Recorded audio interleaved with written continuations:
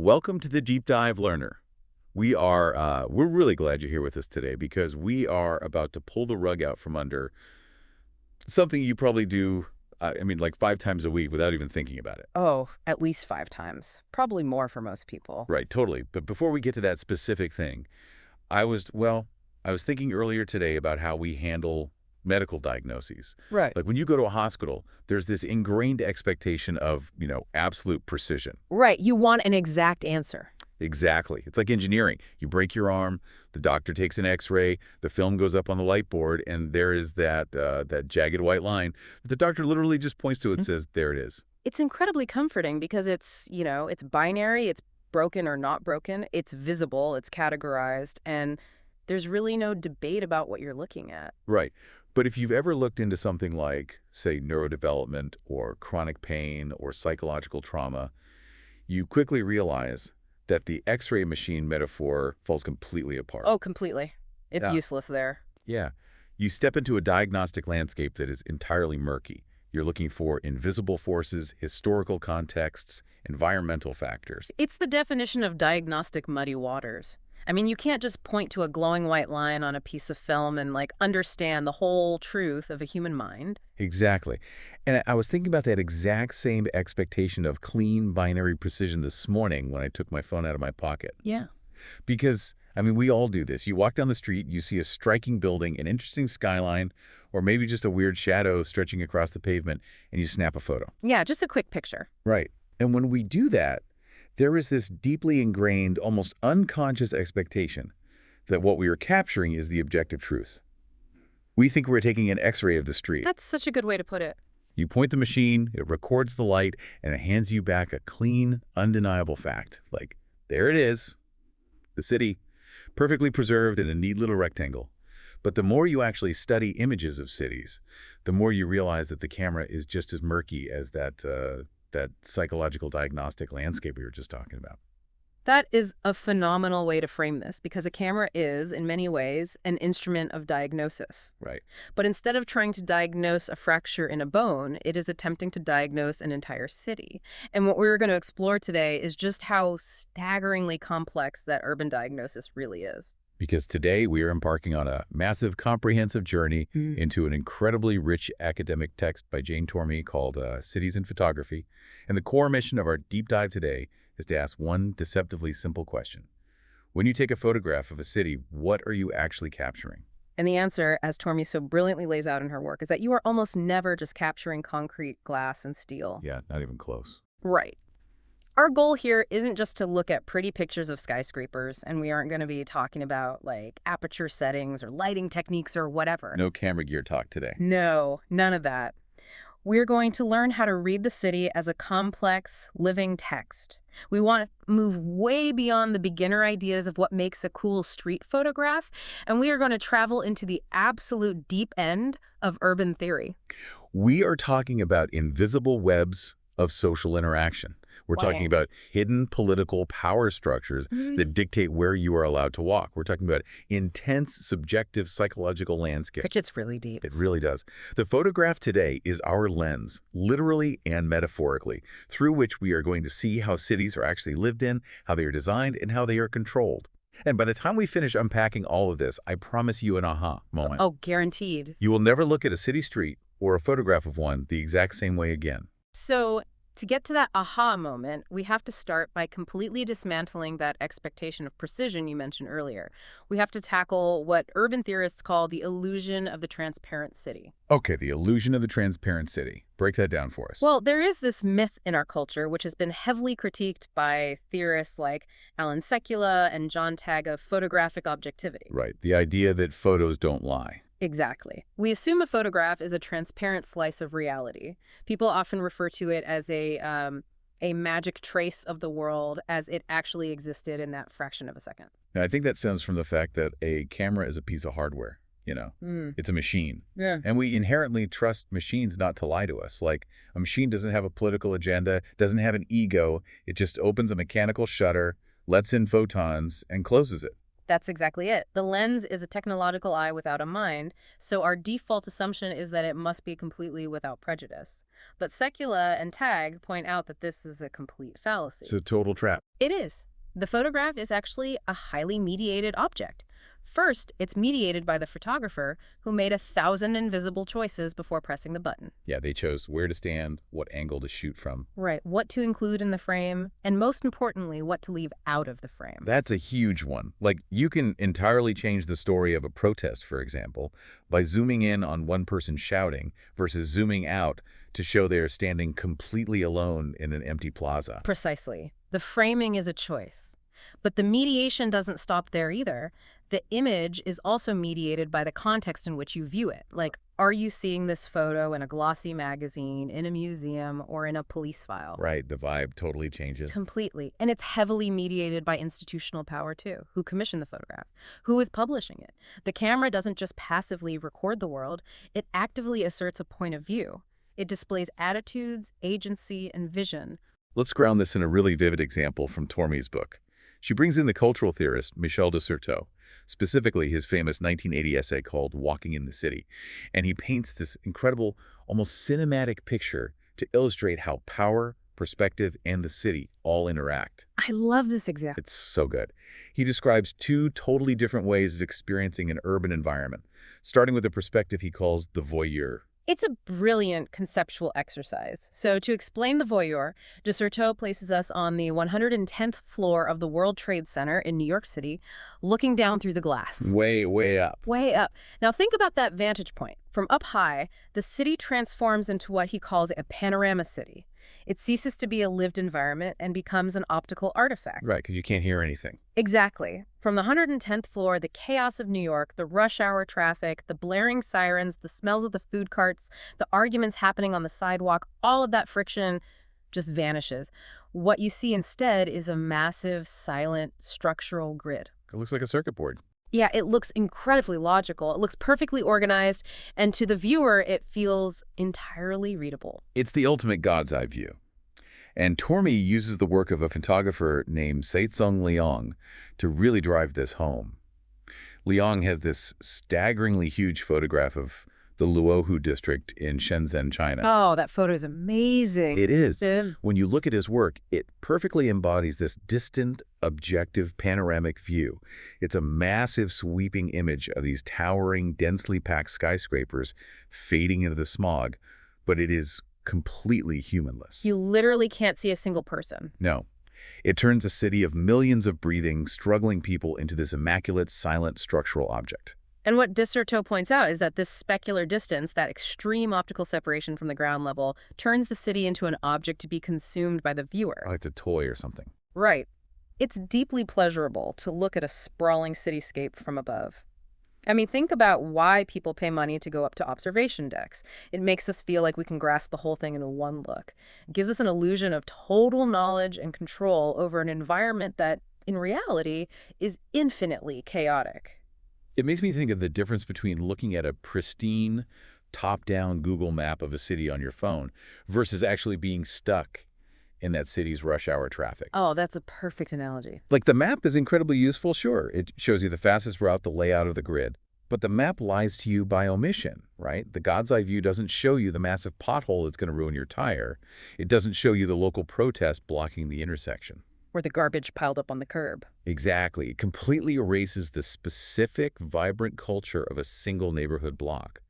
So if we apply that to photography, isn't this top-down panoramic view actually a subtle form of power? Is it almost like a form of surveillance? You've hit on the exact critique de Certeau and Tormey are making. Yes, it is absolutely a form of power. The panorama city hides the messy, lived realities of the people on the ground. When you look down from the 110th floor, or when you take a photograph from that vantage point, you are placing yourself in a position of authority. Because you're literally above it all. Right. You are elevating yourself above the friction of the streets. And when architectural or urban photography adopts this view as the default, it reinforces a top-down institutional way of seeing the world. It prioritizes the buildings, the infrastructure, and the massive amounts of capital they represent over the actual human beings who have to navigate those spaces. But that top-down power has a massive blind spot. It can't see the reality of human life. So what happens to the people the panorama city ignores? To find out, we have to see what happens when the photographer steps away from the panoramic window, takes the elevator down 110 flights, and hits the pavement. And that brings us right to Descerteux's second mode of experiencing the city, which is the direct opposite of the voyeur. This is the immersive experience of the walker on the street. Or, to use the classic French term that urban theorists love, the flâneur. Ah, the flâneur. This is such a great concept. It originated with 19th century writers like Charles Baudrillard and later Walter Benjamin, who were writing about the modernization of Paris. Yeah, the flâneur is the quintessential urban wanderer. They are the person who walks the city aimlessly. They don't have a specific destination. They aren't rushing to work, but they are observing everything with intense microscopic detail. Like they're soaking it all in. Exactly. The flâneur is completely immersed in the crowd, bathing in the sensory overload of the street. They aren't looking at the city as a grand structural grid from above. They are experiencing it as a rapidly unfolding sequence of spontaneous encounters, small gestures, and fleeting moments. And in the history of photography, that exact mindset gives birth to what we now call street photography. Yes, definitely. But what's fascinating in Tormey's book is that she shows us that even when photographers are down on the street, immersed in the crowd, they can have incredibly different, sometimes conflicting motives. For example, she compares the famous American photographer Gary Winogrand with some much older documentary photographers from Europe. That's a huge contrast. Massive. Yeah. If you look at Gary Winogrand's work in 1960s New York, he is the ultimate artistic flaneur. He's out there on the sidewalk with a small Leica camera, hunting for what the great Henri Cartier-Bresson called the decisive moment. Right. Winogrand's photos are iconic. They're absolutely bursting with the quirky, spontaneous, almost chaotic energy of the New York sidewalk. You see people laughing bizarre juxtapositions between pedestrians and advertising signs, businessmen rushing past shop windows. It feels very kinetic. Very. But it's crucial to understand his motive here. For Winogrand, the street is an aesthetic pursuit. He isn't trying to change the world. He's looking for visual pleasure, formal composition, and artistic expression. He is a voyeur of a different kind of voyeur on the ground level. But then Tormey contrasts Winogrand's aesthetic approach with someone like Thomas Annan, working way back in 1868. Annan photographed the incredibly impoverished, disease-ridden slums of Glasgow, Scotland. And Samuel Coulthurst, who photographed the working-class districts of Manchester around 1900. Right. And these were not artists wandering around looking for a quirky, decisive moment to hang in a fine art gallery. These were social surveys. They were specifically commissioned projects designed to document how the poor live. Their goal was exposure. It was social reform, compiling visual evidence of terrible living conditions so that the government would intervene. And this reveals something vital, right? The street isn't just one static thing. No, not at all. For Winogrand, it's a canvas for art. For Annan, it's a laboratory for sociology and activism. And that brings up a massive ethical tension that Tormey highlights throughout the book. Is the street photographer a neutral observer? Are they just an artist hunting for a cool picture?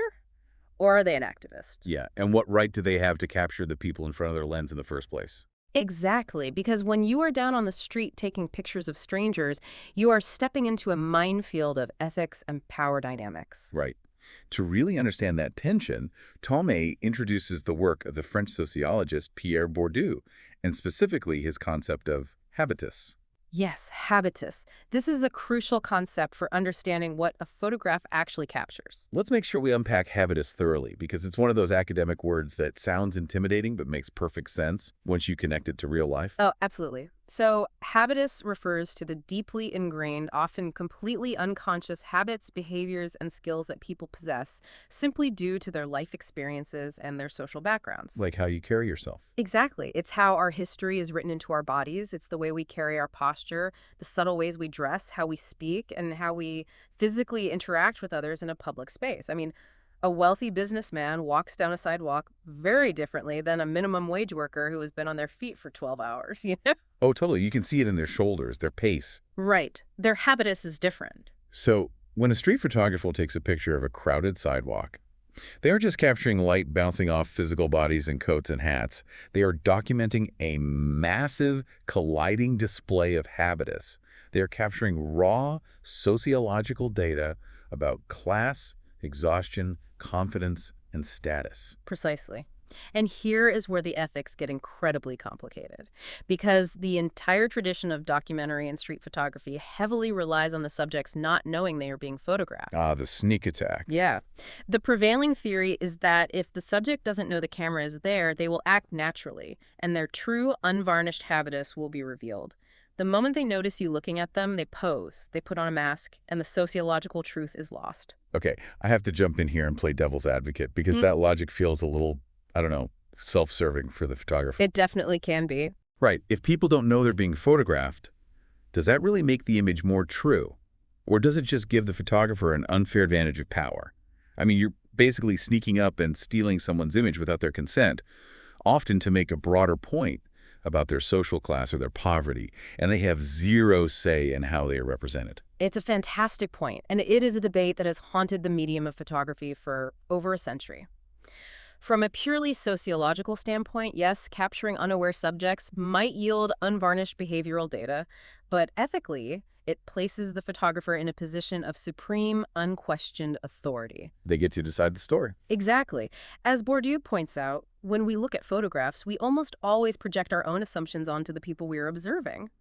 A photographer might take a picture of a working-class person resting on a bench and use it in a book to confirm their own preconceived theories about urban poverty, despair, or exhaustion, without ever actually walking up to that person and asking them what their life is like. Wow. Yeah, the photographer holds all the cards. They write the narrative. They really do. It makes you realize that a city street is never just a neutral backdrop where people happen to walk from point A to point B.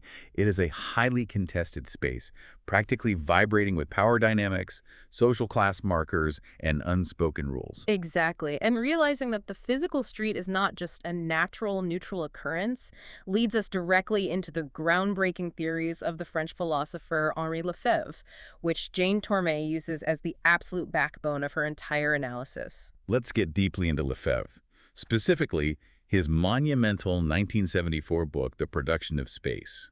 The core idea here is genuinely mind-bending if you've never thought about it before. It completely shifts how you see the world. It does. Lefebvre argues that space is not a naturally occurring void. An empty lot in a city isn't just nothing. Space is socially produced and politically determined. Like space is a verb, not a noun. That is a perfect way to phrase it. We tend to think of space as just the empty air between buildings, a container that we walk through. But Lefebvre argues that space is actively manufactured by society. The layout of a city reflects the values, the economic systems, and the power structures of whoever built it. Architecture literally forces you to behave in certain ways. Yeah, you can't just walk through a wall. Exactly. And to break this down so it's understandable, Lefebvre and later the urban theorist Edward Soja, who expanded on his work, developed the concept of triadic space. They divided our entire experience of the city into three overlapping categories. I want to walk through these three spaces carefully, because this is where the theoretical concepts really start clicking into everyday life. So first, we have what Lefebvre calls first space, or perceived space. First space is the concrete materiality of the city. It's the physical stuff you can measure, touch, and photograph objectively. It's the asphalt of the roads, the brick and glass of the buildings, the physical layout of the subway lines, the distance between street lamps. Just the literal atoms. Right. For example, when Baron Haussmann was commissioned by Napoleon III to bulldoze medieval Paris in the 19th century and build those famous massive wide boulevards, he was aggressively reshaping first space. And he wasn't doing it just to make it pretty.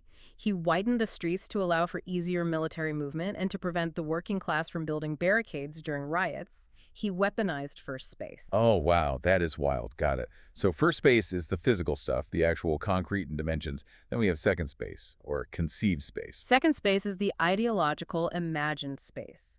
This is the space of blueprints, zoning laws, demographic charts, and the urban planner's utopian visions. So it's like the plan. Exactly. Yeah. It's the city as conceived by the people in power, the politicians, the architects, the real estate developers, the investors. They imagine how the space should be used, and their designs are usually intended to maximize efficiency, enforce order, or generate capital. Second space is an idea of a city. Okay, let me try an analogy to synthesize this. Let's say a city build a new public park plaza downtown. The first space is the actual physical concrete of the plaza, the specific type of stone they used, the wooden benches, the small planted trees. Right. The second space is the architect's dream, the blueprint, that this plaza will be a quiet, orderly place for businessmen to sit, eat their lunch, and appreciate the view of the surrounding corporate towers. It's designed to be calm and profitable. That's exactly right. You have the physical reality and you have the ideological intention behind it. But that brings us to the third and most important category, third space, or what is also called lived space or social space. And this is where the friction happens, right? Third space is the complex, messy reality of how people actually use and inhabit the space on a daily basis. Absolutely. It's the blending of the physical reality and the imagined rules, colliding head-on with human unpredictability and resistance. So, finishing my analogy. First space is the concrete plaza. Second space is the architect's dream of businessmen quietly eating salads. But third space is the reality that local teenagers have completely taken the plaza over, ignored the rules, and turned the benches and stairs into a makeshift skate park. That is a phenomenal analogy. Third space is where real life happens. It's where people resist the rigid rules of second space. It's where citizens appropriate the city for their own needs, regardless of what the urban planners intended. And how does all this spatial theory connect back to the person holding a camera? Well, Tormey argues that different types of photography capture entirely different types of space. For example, think about a glossy, highly produced, heavily retouched photograph of a brand new shopping mall. The kind you see in a real estate brochure or on a developer's website. Oh yeah, where the sky is impossibly blue. Right. That is a photograph of second space. It promotes the conceived ideological dream of perfect capitalist consumption. It's a fantasy. But documentary photography, and especially street photography, attempts to bypass the fantasy and capture the live third space. We see this beautifully illustrated in the work of Alois Stockel, a Latvian photographer that Tormey discusses at length. He has a brilliant series called LSD Living Space Daugavpils. For context, Daugavpils is Latvia's second largest city, and it was heavily industrialized and built up during the Soviet era. Right, so it was designed under strict, centralized communist planning. Exactly. And Stockel's approach to photographing it is fascinating because he completely ignores the monumental architecture or the shiny new capitalist developments in the center. He goes out into these drab, post-Soviet peripheral landscapes on the edges of the city. He isn't looking for traditional tourist attractions, and he isn't waiting for a dramatic, decisive moment to happen either. The scenes he captures are often incredibly sparse and mundane. Yeah. Like you might see a discarded green car door leaning against a gray concrete wall, some bright pink laundry hanging on a makeshift line between brutalist apartment blocks, or a lonely repurposed garage surrounded by weeds. What I find so compelling about his work is that he's not looking for the beautiful, but he's also not trying to emphasize the overtly ugly or miserable either. He captures this very melancholic, deeply lived-in aftermath of a failed utopian system. It's the ultimate third space photography. It really is. Yeah. He's showing how everyday inhabitants are quietly repurposing these massive, brutalist economic voids that were left behind when the Soviet Union collapsed. Yeah. They're surviving in the ruins of someone else's second space.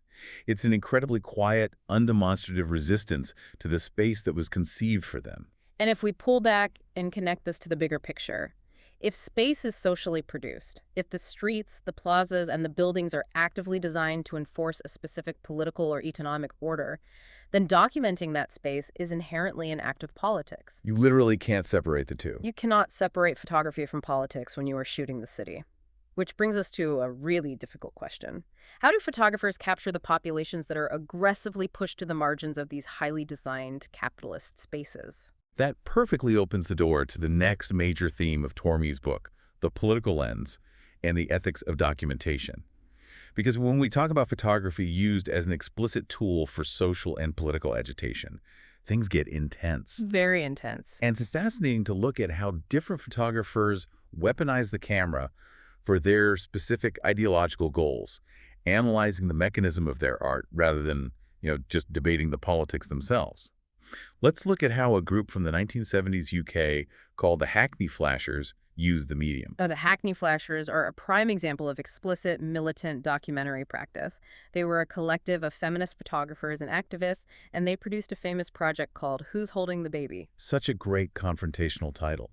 What was the visual strategy for the project? Well, their core goal was to expose the severe lack of childcare for working-class women in London. But they made a crucial artistic decision. Instead of just taking straightforward, traditional documentary photos of tired mothers and crying children. Which they feared would just turn the women into passive victims for the viewer to pity, right? Yeah. Exactly. So to avoid that, they used aggressive photo montage. They physically cut and pasted images together.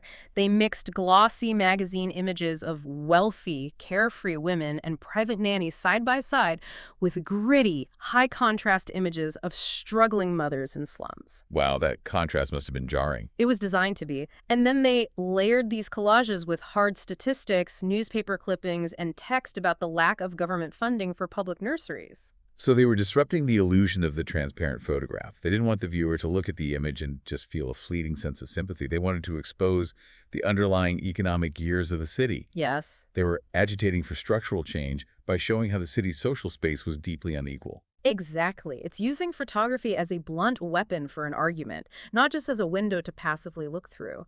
And we see another incredibly powerful exploration of this political edge when Tormey takes us to post-apartheid South Africa. She contrasts the work of two different photographers working in Johannesburg, Guy Tillem and Madoda Mkhombeni. Both are looking at the margins, but in very different ways. Let's start with Guy Tillem. His series is simply called Joburg. He focuses on the massive, decaying modernist apartment buildings in the center of Johannesburg. Right. And during apartheid, these towering structures were the ultimate conceived second space of white, affluent, segregated modernity. But post-apartheid, as white wealth and capital fled the city center for the suburbs, these massive buildings fell into severe ruin and were taken over by impoverished populations. And Tillem's photos show this incredible, almost overwhelming architectural decay, right? Yeah. Shattered windows, crumbling concrete. Yes, but they also show how the new residents are reappropriating the ruins of this failed, racist utopian dream just to survive. They subdivide rooms, run makeshift wiring, set up commerce in the hallways. It's the perfect visual example of first space physically falling apart, while an improvised third space takes over the shell. But then, Tormey contrasts Tillem's grand architectural focus with Madoda Mkhombeni's much more intimate series called Trolley Pushers. Yes, so Mkhombeni takes the lens down from the apartment buildings to the extreme, grueling micro level of the street. How does he approach it? He follows homeless men who navigate the dangerous traffic of Johannesburg using stolen shopping trolleys. They use these trolleys for everything, to transport heavy loads of scrap metal to sell for a few coins, and to carry every single physical possession they own in the world. Yeah. In these photographs, the trolley becomes this brilliant, heartbreaking metaphor for a life of forced, constant mobility. These men have no permanent first space. They have no home. So their entire existence is a transitory third space, constantly moving, constantly being pushed through the hostile margins of the capitalist city. The imagery is incredibly moving, but reading about it also brings up a major critique from Okwi and Wazor, who is a highly influential curator and critic. And Wazor issues a very strong warning about the danger of the victim image, specifically regarding photographs coming out of Africa. It's a really important perspective to include. Yeah, he argues that there is a massive ethical danger in documentary photography, turning African subjects into generalized mythic symbols of poverty meant for Western consumption. It's a vital critique that challenges the entire history of photojournalism. Like, when you photograph a homeless trolley pusher, what are you actually achieving? Are you documenting their specific historical individual reality? Or are you just producing another generic expected image of African despair that a gallery in London or New York will buy? Right. The South African photographer Zolithu Mthethwa refers to this as the difficult dance. How do you document intense struggle, systemic failure, and real pain without stripping your subjects of their individual dignity? And even worse, how do you avoid aestheticizing their pain to make a formally beautiful photograph for an art gallery? That brings up a massive question, one that I really struggle with, and I want to push back a bit on the whole premise of political documentary photography. Is it even possible for a photograph to change an unfair political system anymore? That is the million-dollar question. Right. Or does it just function as a release valve? Like, the viewer sees the photo, they feel a fleeting sense of pity, maybe they assuage their own guilt for a second by acknowledging the suffering, and then they literally just turn the page or keep scrolling on their phone. You are touching on the ultimate paradox of the medium, and it's a fear shared by many theorists. The critic, Alan Sekula, heavily warned that documentary photography almost always gets absorbed into the fine art world where its political edge is completely blunted. Because it just becomes art. Exactly. Instead of inciting a riot or a revolution, the photos of poverty become expensive commodities hung in quiet, temperature-controlled white rooms for wealthy collectors to look at. Furthermore, the sheer, unprecedented volume of images we're exposed to on a daily basis can lead to what psychologists call compassion fatigue. The political reality becomes nothing more than a consumable aesthetic. And that specific feeling, that modern feeling of being totally overwhelmed by a flood of images, where reality itself feels like it's being replaced by pictures on screens, that perfectly introduces us to the most dizzying, mind-bending part of our deep dive. Welcome to the era of late capitalism and the post-metropolis. Fasten your seatbelts because we are entering the realm of the French philosopher Jean Baudrillard. Here we go. If Henri Lefebvre helped us understand how the physical space of the city is built and controlled, Baudrillard helps us understand what happens when that physical space is entirely overrun and mediated by screens, advertising, mass media, and globalization. And what's his core argument? Baudrillard argues that in our current era, the traditional city has died. It has lost its center. We are no longer living in a physical community. We are living in a sprawling, decentered network of signs and images that he famously calls hyperreality. Hyperreality. It sounds like a concept from a cyberpunk sci-fi novel, but Yeah. it's actually the exact condition of our everyday life. So what does it actually mean to live in hyperreality? Hyperreality is a cultural condition where the human mind can no longer distinguish between the original reality and the simulated copy. The fake becomes more real than the real. Okay, that's heavy. To explain how we arrived at this state, Baudrillard outlines a chilling, gradual progression of the image throughout human history. He breaks our descent into hyperreality down into 4 distinct phases of the image. All right, let's walk through these. Phase 1. It starts off innocently enough. The first phase is just a pure reflection of reality. Like a simple, honest documentary photo. Yeah. Point a camera at an apple on a table. You get a picture of an apple. It's a one-to-one relationship. Exactly. It's a transparent reflection of a profound reality. But then, as society develops, we slip into the second phase. In phase 2, the image masks or perverts a profound reality. This is where propaganda, airbrushing, and modern advertising live. Oh, I know this one. This is the fast food hamburger photograph. Yes, perfectly said. Like, the photograph on the menu board looks massive, perfectly stacked. The lettuce is bright green and glistening with water drops. But the actual hamburger you buy in the wrapper is sad, flat, and gray. The image is distorting the truth to manipulate your desire. Spot on. The image is a lie, but we still know it's a lie, masking a real object. We haven't totally lost touch yet. But then we cross the threshold into phase 3, and this is where it gets existentially dark. Uh-oh. In phase 3, the image masks the absence of a profound reality. It pretends there is a reality behind it, but there actually isn't. Wait, I'm losing you. How can it mask the absence of reality? Baudrillard famously uses Disneyland as his primary example here. Okay, how does Disneyland mask the absence of reality? Think about it. Disneyland exists as this hyper-exaggerated, imaginary, nostalgic world. It has fake pirates, fake castles, fake main streets. Right. Baudrillard argues that Disneyland exists to make us believe that the rest of America outside the park is real. But in fact, the rest of America, the strip malls, the identical suburbs, the televised politics, is just as manufactured and artificial as Disneyland. Whoa. Yeah. Disneyland acts as a decoy. It hides the terrifying fact that the real America no longer exists. That's heavy. So the fake theme park exists just to trick us into thinking our daily lives are authentic. Okay, so what is the final destination? Phase 4. In phase 4, the image bears no relation to any reality whatsoever. It is its own pure simulacrum. The image is no longer a copy of anything in the physical world. It is a truth unto itself. It generates its own reality. So how does Tormey connect this descent into the simulacrum back to the physical city and photography? Well, Tormey, echoing Baudrillard, uses Los Angeles as the ultimate prime example of the hyperreal post-metropolis. LA is a city built almost entirely on images, cinema, and car culture. That makes sense. Right. It doesn't have a traditional historical center like Paris or London where citizens gather. It's navigated in total isolation. You move from your private house to your private car, driving endlessly on concrete freeways to your private office. Just moving through little bubbles. Exactly. LA exists as what the Marxist theorist Guy Debord called a spectacle. You don't experience LA as a physical community of human beings. You experience it as a series of passing billboards, cinematic vistas, and curated image bites. The city is a movie set.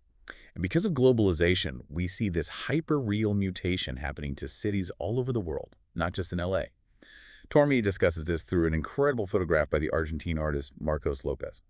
The photograph is called Plaza de Mayo, taken in the historic center of Buenos Aires, and it brilliantly showcases what is called pop Latino hybridity. It's a visually overwhelming image. When you look at Plaza de Mayo, it's incredibly vibrant, heavily saturated, and almost aggressively colorful. Lopez deliberately clashes deep, local Argentine history and political trauma with globalized, tourist-friendly, hyper-commercialized media. It's like an assault on the senses. It is. The photo is stuffed full of recognizable commodities, global brand logos, and stereotypical cultural markers, but presented in a way that feels utterly artificial. It looks like a staged, high-budget advertising shoot rather than a real city plaza. And that's the point, right? It reflects a world where the symbolic value of a brand, what a logo represents about your status, your lifestyle, or your wealth, is infinitely more important to people than the actual physical object itself. Absolutely. The irony of Lopez's work is that the people in his photos, and by extension all of us in the modern world, are constantly searching for this pristine, clean, detergent commercial reality in a world that is inherently messy, corrupt, and decaying. We crave the hyperreal fantasy because the first space reality of economic struggle is too difficult to deal with. Exactly. We substitute images of what we desire for the reality of what we actually have. We live in the images. I think the easiest, most relatable way to connect with Baudrillard's hyperreality is to think about how we travel today. Oh, travel is a perfect example. Right. Think about going on vacation to a famous landmark, say the Eiffel Tower or the Grand Canyon or the Mona Lisa. You finally get there, you are standing in front of it, and you get this weird, hollow, slightly disappointing feeling. Paris syndrome. Yeah. And why? Because the actual physical thing looks less real than the heavily filtered, perfectly saturated, incredibly curated photos you've been looking at on Instagram for the last 5 years. The image has actually replaced the physical place in your mind. The Instagram photo is the hyperreality, and the actual physical canyon feels like a flawed, disappointing copy of the digital image. That is a perfect modern articulation of the simulacrum. When the digital representation precedes and determines your experience of the real thing, you are living in a hyperreal state. The photograph is no longer recording the city. The city is just a backdrop for the production of photographs. But this leads to a really terrifying speculation. If the physical city is now just a copy of a copy, if it's just a sprawling, meaningless network of freeways, advertising billboards, and Instagram traps, how does the individual human mind survive? How do we navigate a city that is actively designed to confuse us, isolate us, and turn us into mindless consumers of images? That brings us to our final section, and a fascinating radical antidote to the hyperreal logical city. It's a practice known as psychogeography. Psychogeography. It sounds like something a therapist would use to analyze why I get intense road rage on my morning commute. You're actually not far off at all. Psychogeography originated with a radical avant-garde group in the 1950s called the Situationist International, led by the theorist we mentioned earlier, Guy Debord. Right, the guy who talked about this deck. Yes. The Situationists absolutely hated the rational, hyper-efficient capitalist layout of the modern city. They believed that the grid system, the traffic lights, the advertising, all of it alienated people and turned them into passive, robotic consumers. So they invented a method to resist the conditioning of the city, which they called the derive. The derive, that translates to the drift, right? Yes, the drift. It is a practice of deliberate, aimless wandering through the city, but it's very different from the 19th century flaneur we talked about before. How so? Because they both just walk around aimlessly. True, but the flaneur wandered to watch the crowd for aesthetic pleasure. The derive is a political act of psychological mapping. When you go on a drift, you drop all your usual motives for walking. You aren't going to work, you aren't going shopping, you aren't trying to get from A to B. You just let go. Exactly. You let yourself be drawn entirely by the emotional and psychological ambiance of the streets. You map the city not by its physical layout, not by first space, but by how different corners and neighborhoods make you feel. Like, where do you feel anxious? Where do you feel free? Right. Where do you feel a sense of dread? You are actively mapping your mind's interaction with the urban environment. So, if objective photography, the God's eye view from the 110th floor, is a lie, perhaps subjective, psychological, or even fictionalized photography tells a much deeper, more accurate truth about what it means to live in a city. This represents a massive paradigm shift in how we understand the medium of photography. Tormey gives us two profound examples of artists pushing this boundary. The first is the French photographer Valérie Jouve and her extensive work in Paris. But knowing what we know now, I'm assuming she doesn't photograph the Eiffel Tower or the romantic cafes on the Champs-Élysées. Not at all. She photographs the bleak, concrete, overlooked suburban fringes of Paris. But she doesn't do it as a standard documentary project about poverty. She operates almost like a film director. She places characters, sometimes actors, sometimes locals, into these real, physical spaces. Oh, that's interesting. And she focuses entirely on their tense, internal psychological postures rather than the architecture. Like, we might see a photograph of a woman slumped awkwardly and exhaustedly against a brutalist concrete pillar, or a man looking over his shoulder with deep, unexplained suspicion against a backdrop of an empty highway. So she isn't really documenting the architecture at all. She's using the physical city as a stage set for a chemistry of irrational sensations. The physical city is just a trigger for the internal psychological state of the people trapped inside it. The architecture is just a reflection of their anxiety. Precisely. The city is internalized. And the second example Tormey provides is even more radical and conceptually challenging. It's Walid Rod's monumental project on Beirut, Lebanon, specifically the archives he calls the Sweet Talk Commissions. Beirut is a city defined by decades of incredibly complex, layered civil war, invasion, and sectarian conflict. How does a photographer even begin to approach documenting a city with that much trauma? Well, Rad recognizes something profound. Because Beirut's history is so tangled, so completely traumatized, taking a straightforward, factual, photojournalistic picture of a bombed-out building would actually be a lot. Because it's too neat. Exactly. A traditional photojournalist's image would simplify a situation that entirely defies simplification. It would offer a false sense of clarity. So Rad deliberately uses a technique he calls strategic misadventure. Strategic misadventure, meaning he fictionalizes the documentation. Yes. He heavily alters dates on the photographs.